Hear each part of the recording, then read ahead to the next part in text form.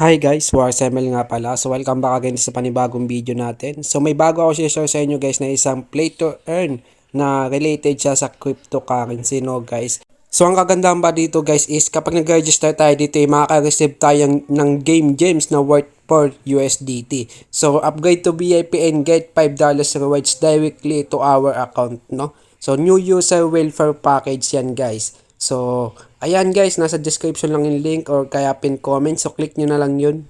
Ang kagandahan pa dito sa Waterfall Farm guys is nasa early stage pa sila ng promotion nila. So it means guys is kapag nakapag-invite tayo ng mga maraming players dito is makakuha tayo ng malaking commission. So pwede natin gamitin yung para may pundo tayo dito sa Waterfall Farm.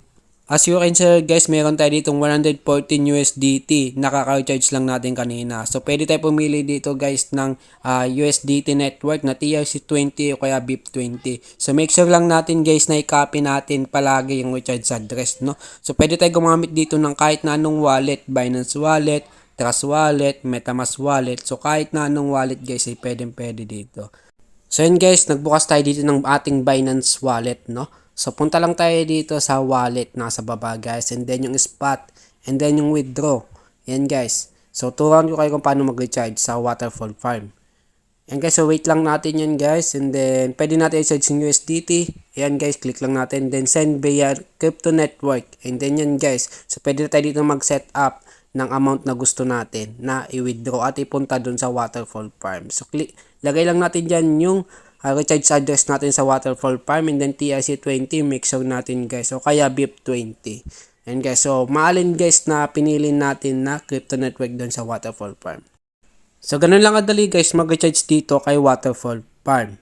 Ayan, so ngayon naman guys, turuan ko kayo kung paano nga ba ipalit yung USDT natin sa Shell, no? And guys, ganun lang kasimple guys. So maglalagay tayo dito ng 32 USDT. So tingnan natin kung magkanong Shell yung makukuha natin. Ayan, so 32 USDT, so 3,200 Shell yung ma-obtain natin. So yan guys, automatic guys, pumasok na yung Shell natin na 3K. So 3 to yan. So palit naman natin sa gems yung Shell natin na 3,200. So magkano yun na sa gems? Yan, so 3,200,000 guys, no? 3,200,000 yung mapapalit natin dun sa Shell natin na 3,200. And guys, so meron na tayo dito 3 million na gems. So yung gems guys dito ang ginagamit upang mag-upgrade ng mga guys, and then bumili ng mga seed. Ito guys, VIP 1 na tayo dito guys. So it means guys, kumikita na tayo dito. Kasi pag VIP 1 ka na dito is pwede ka na kumita dito ng daily. So 0.80 USDT ang pwede natin kitaan dito, no? At siyempre kung mataas naman yung VIP mo is mas malaki yung pwede mong kitain dito kay Waterfall Farm, no? And guys, so pwede na natin itong bilhin, itong land na to. So napakalaki na ng gems natin. So alagang 1 million siya. So confirm na natin yun guys. And guys, binubungkal na. And guys, natutulog yung land natin dito. So pwede na tayo dito maglagay ng seed na gusto natin, no? So mahalin dyan sa tatlo. Yan, so nagpo-produce guys ng gems, no? Ng rewards. And guys, so 30 seconds expected to enter maturity period, no? And guys, meron din ditong ibang land, no? Ito guys, yung mga quest. So pwede natin yan guys i-claim. So may mga daily quest sila dito na pwede nating tapusin para mas malaking rewards ang makuha natin. So libre lang to guys, itong quest nila dito, no? Yan. So kapag tayo mag-extra ng land guys is pwede tayo gumamit or kailangan natin maging VIP 2, no? Ayan, wasteland. So kailangan natin mag VIP 2 dyan, and then ito VIP 4, VIP 3, no? So kada land dito guys is kailangan natin mag VIP. Yan guys, may free draw sila dito. So nakakuha tayo dito ng seed na naman. So advanced seed, no? Yan, so solid. So directly doon sa ating inventory. Yan yung mga claim rewards, mga quests. Makaka-unlock tayo ng panibagong seed. Yung seed na yun guys, kapag mas mataas yung na-unlock natin na seed is mas mataas yung bigay na o mapoproduce na profit nito, no? Kata dito, chicken guys, no? So bili tayo ng guys, so 1.5 gem lang siya. Yun, so na-purchase na natin yung chicken, no?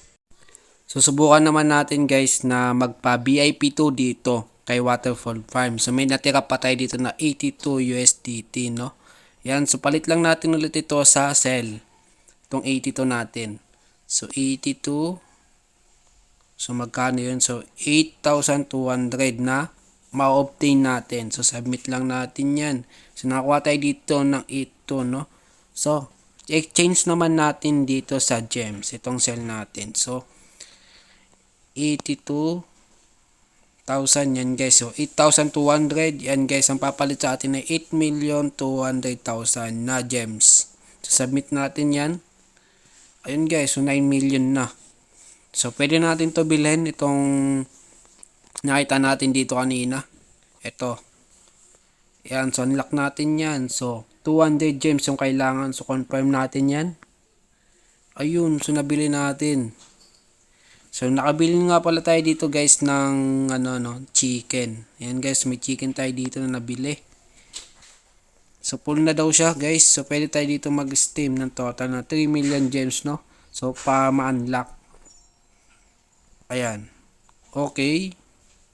So, ito guys yung nangyari sa atin, no? So, nakabili tayo dito meron tayo dito chicken, duck, at saka yung triple chicken. Yan guys. Ito nga pala yung mga na-unlock natin. Itong corn seed.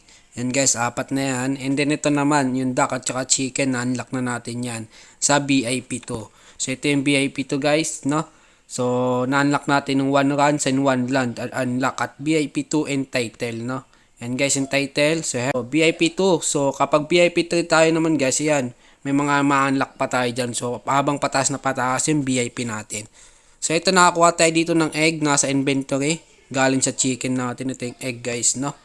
And guys, ito yung nalalaman ng inventory natin. Ito yung mga fruits natin na pwede natin i-sell para kumita. Ito guys, nagugutom yung ating chicken dito. So, pagkatapos natin makuhanan siya ng egg. So, ito, nakapag-farm na tayo dito ng corn. Saka itong seed na to. Yan, so, harvest lang natin yan. Ganun lang simple mag-harvest, oh. Ayun, oh. Napaka-simple lang. So, nasa 4 na land na tayo dito. So, pang-VIP to. Yan, so, sa VIP 2 natin to na-unlock itong isa. So, ito, VIP 4. Ito, VIP 3.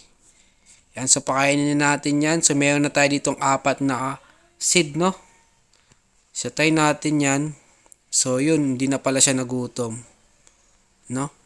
Kasi nga, meron na tayo ditong 4 na oats. No?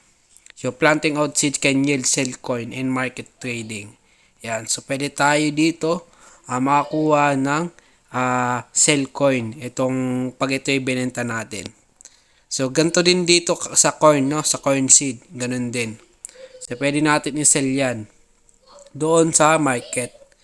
Punta tayo dito sa market and then yan, sell tayo dito.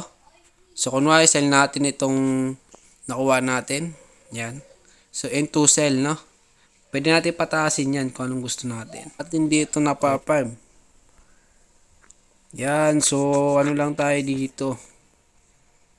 Napalaki na ng ating farmland. Itong egg natin is meron na ditong duck at saka itong chicken, no? So, nagpo-produce yan. Ito yung duck natin, no? So, dito din natin nakuha dito, guys, yung ating, yung VIP 2 natin, Ayun, no? Ayan, so, 500,000 at saka 2 million, no? Yung nakuha natin sa VIP 1 at saka VIP 2. So, ngayon naman, guys, turuan ko kayo kung paano nga ba mag-withdraw dito, no? So, yan, guys, withdraw. And then, make sure lang natin na TRC20 o kaya BIP20 yung pinili natin, no? Then, puntan tayo dun sa ating Binance Wallet. So, open lang natin tong Binance Wallet natin. And then, wallets, click ulit, spot, and then deposit. So, select natin USDT at TRC20. Yan yung pinili natin. And then, copy lang natin tong deposit address. Yan. So, pwede din QR. So, balik lang ulit tayo dito sa Waterfall Farm. So, click lang natin tong withdraw. Select lang tayo, TRC20. Edit address, select natin yan. So, add wallet. So, TRC20, USDT. So, lagay lang natin dito yung address natin sa Binance na TRC20 USDT. So, add wallet and then select lang natin yan. So, pwede natin i-click and select. Yan, select. And then yan guys, automatic na guys. Nandito na yung ating wallet address na galing Binance. So, ganun lang kasimple mag-withdraw. Uulitin ko, no? So, kung bago ka pa lang dito sa Waterfall Farm is meron tayo ditong may receive na worth $4 na game gems kapag nag-register tayo. So, pwede din natin i-upgrade to VIP and get a $5 rewards directly, no? So, para to sa mga new user, no? So, welfare package dito lang sa Waterfall Farm.